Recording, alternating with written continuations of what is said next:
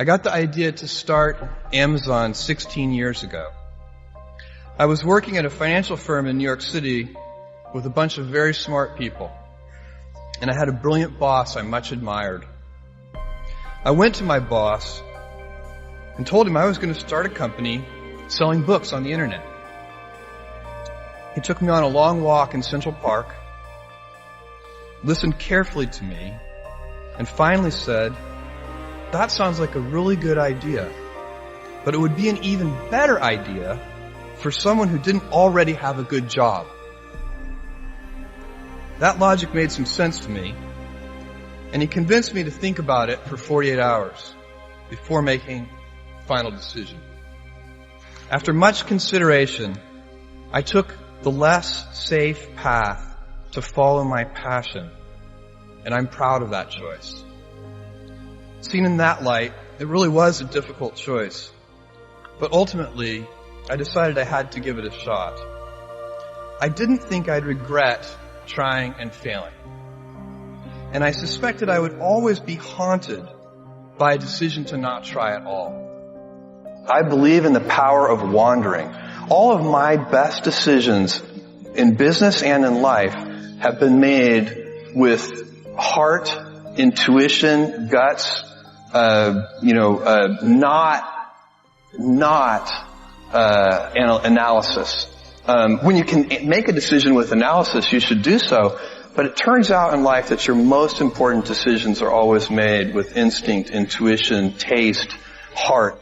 I got the idea to start Amazon 16 years ago. I came across the fact that web usage was growing at 2,300% per year, and I'd never seen or heard of anything that grew that fast. And the idea of building an online bookstore with millions of titles, something that simply couldn't exist in the physical world, was very exciting to me. I just turned 30 years old, and I'd been married for a year.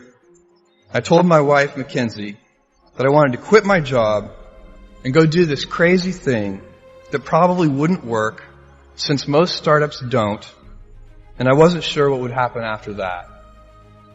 Mackenzie, also a Princeton grad and sitting here in the second row, told me I should go for it. As a young boy, I'd been a garage inventor.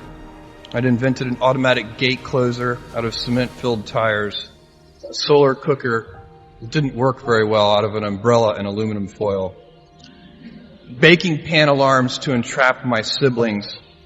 I'd always wanted to be an inventor, and she wanted me to follow my passion. Amazon started as a very small company. It was me and a few other people. I was driving all the packages to the post office myself in my 1987 Chevy Blazer. When I raised money for Amazon, I had to raise $1 million, which I raised from 22 different investors, $50,000 each. They got 20% of the company. 40 people told me no, so I had to take 60 meetings to get 20 yeses. The first question was always, what's the internet? And I had to walk through that. And this was 1994, early 95. And so, did I anticipate, fast forward to today and the current version of it? No.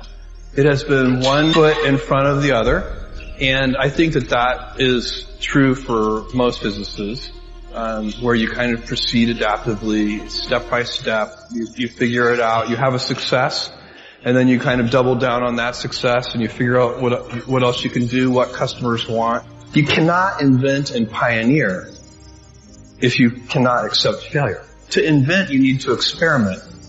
And if you know in advance that it's going to work, it is not an experiment. And so that's a very important thing. They are inseparable twins, failure and invention. So you have to be willing to do that. And it's embarrassing to fail. It's always embarrassing to fail. But you have to say, no, that's not how this works. If I said to you, you have a 10% chance with a particular decision, a 10% chance of a 100x return, you should take that bet every time. But you're still going to be wrong 9 out of 10 times. And it's going to feel bad 9 out of 10 times. Do something you're very passionate about. And don't try to chase what is kind of the hot passion of the day.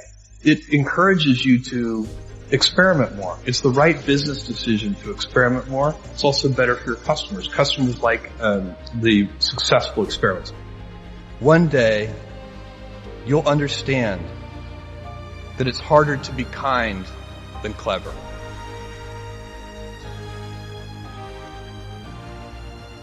What I want to talk to you about today is the difference between gifts and choices.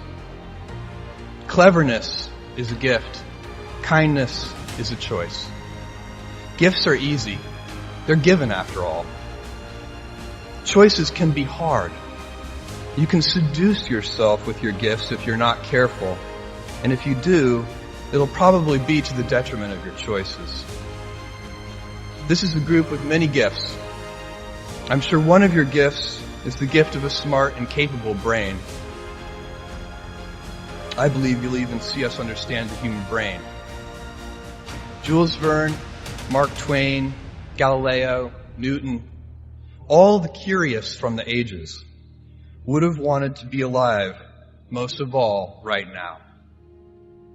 As a civilization, we will have so many gifts, just as you as individuals have so many individual gifts as you sit before me.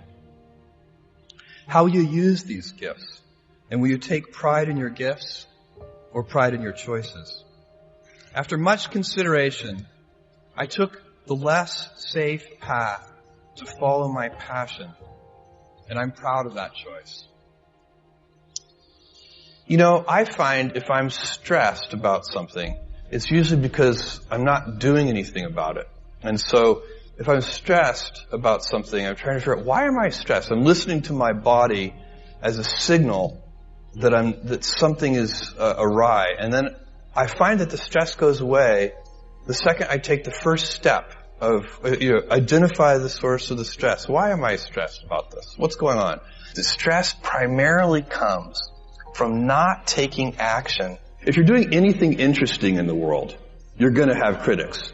The only way, if you absolutely can't tolerate critics, then don't do anything new or interesting. I will hazard a prediction.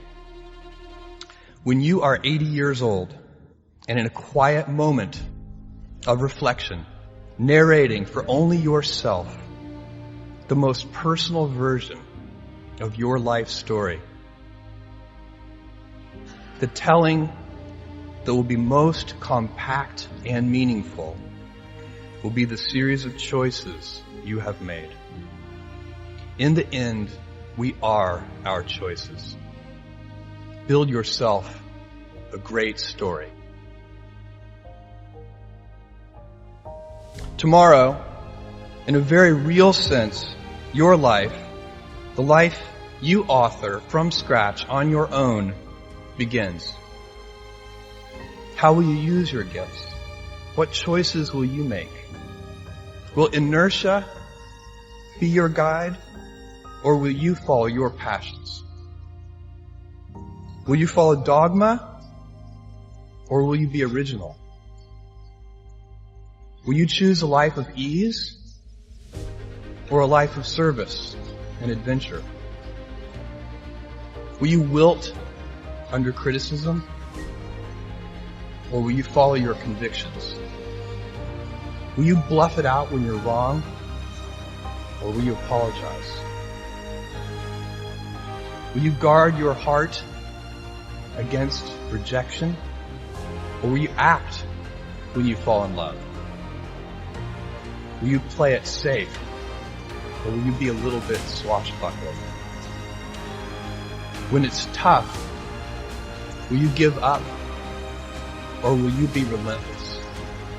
You know, we all have adversity. I doubt if you really, if you know somebody, any friend or anybody that you talk to, there's no lack of adversity. And by the way, that's good, because it's what teaches us how to get back up. You fall down, you get back up. It always happens. Will you be clever at the expense of others, or will you be kind? Thank you, and good night.